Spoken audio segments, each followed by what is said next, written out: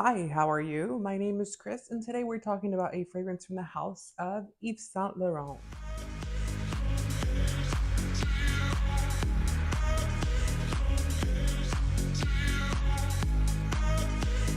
So, on today's review, we have a mainstream fragrance, and this is Mon Perry, the Eau De Parfum. This is one of the top selling fragrances for the house of Yves Saint Laurent. I'm going to give you a quick disclaimer just before we get started with the video. I'm not a big fan of Yves Saint Laurent's mainstream fragrances. I feel like they're a little bit generic. They're a little bit kind of like bubblegum pop fragrances, if you will. They are the gateway drug to fragrance, of course, so they're going to be likable, they're going to be mainstream, but they're a little bit generic. They're a little bit boring for me. And I might be a little bit harsh with this fragrance. I'm really trying not to be. I'm trying to look at the positive in every single fragrance. And that is what this channel is about. Also, make sure to give a video a thumbs up before we get started and also subscribe for more fragrance related content. So, this fragrance was launched in 2016. This is a very popular fragrance. It's very popular with more youthful people.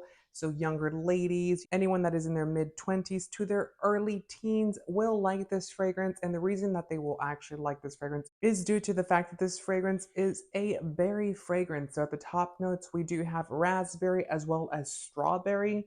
This is not a very common thing when it comes to perfumery. Raspberry is a little bit more common, but strawberry is a note that is not seen very much in fragrances. And because of that, this is a very, bubblegum pop type of fragrance, very youthful, sweet fragrance. And because of that, I probably don't like it. We'll get into the reason why it's not one of my favorite fragrances for the House of Saint Laurent. So the size of this bottle that you see here is a 90 ml bottle. They don't make a 100 ml bottle, but they make a 90 ml bottle, which is going to be 3 ounces. They also manufacture a 50 ml as well as 150 ml. The price for this one here, which is a 90 ml bottle, will cost you 136 US dollars. If you go for the small one, which is going to be your 50 ml bottle or 1.7 fluid ounces, you will be paying 117 US dollars.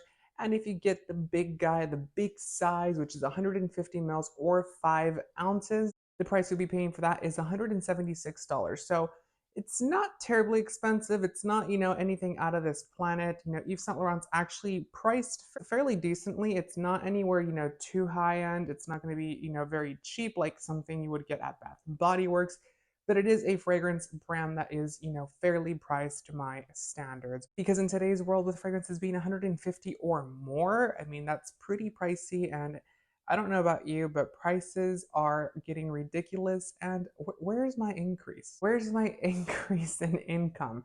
Because, they want us to pay so much money, and it's like, I haven't gotten a raise. So where do you want me to get the money from?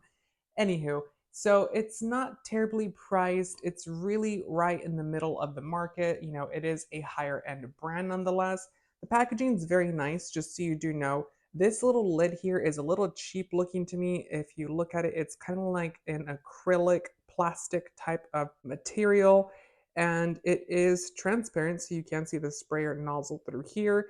It does say YSL at the top. You do get this little cute bow with the YSL logo here. This bottle itself, I feel like, is designed and, made to be inspired from Paris, which is another fragrance that is a little bit older at this point. It's not very popular, but they still manufacture it. So it kind of has that roundish type of shape.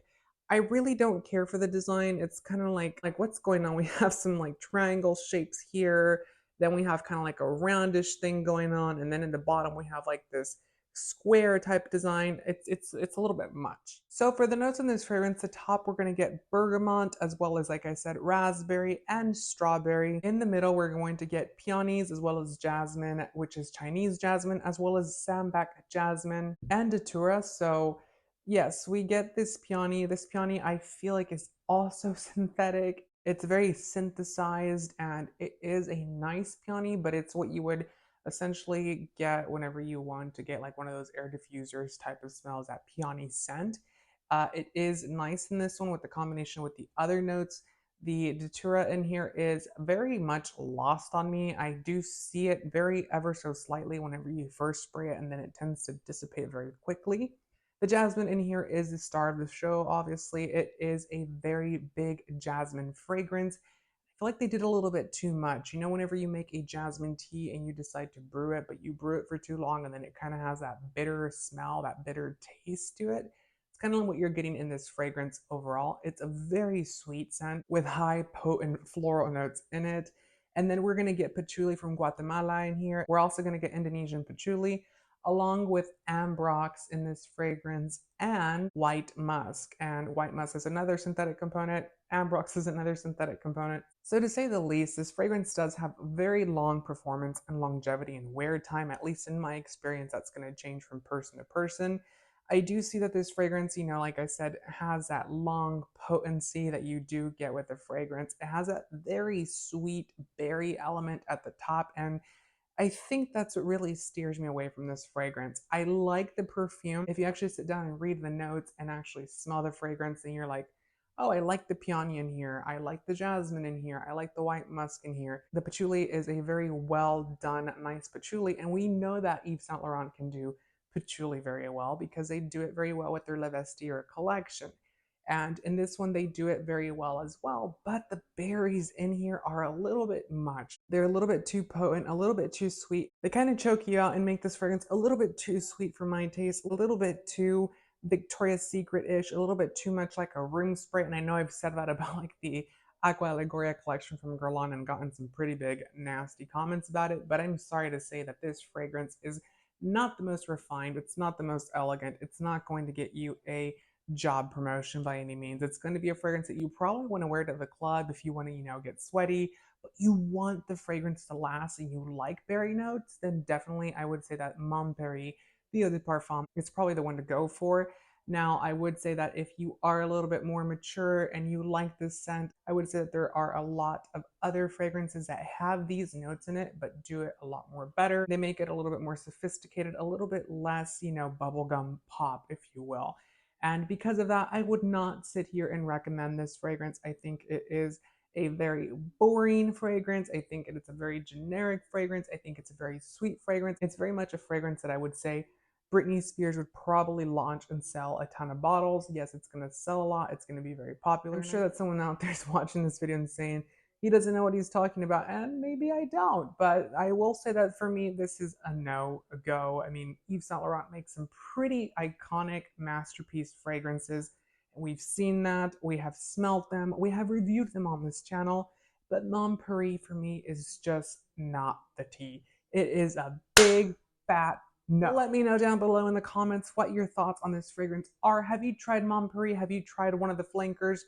By the way, this fragrance has had like 50 flankers. They have launched a bunch of different versions of it and they all get axed and discontinued. At the time of filming this video, there is only the Eau De Parfum, the Eau De Parfum Intense, and the Eau de Toilette Lumiere version. There have been a lot of other versions. I don't know if they're limited edition or what L'Oreal is doing because L'Oreal manufactures and distributes this fragrance for YSL. But to me, this is just a no. Let me know down in the comments what your thoughts on this video are. Also, make sure to give the video a thumbs up and subscribe for more fragrance-related content, and I hope to see you on the next video.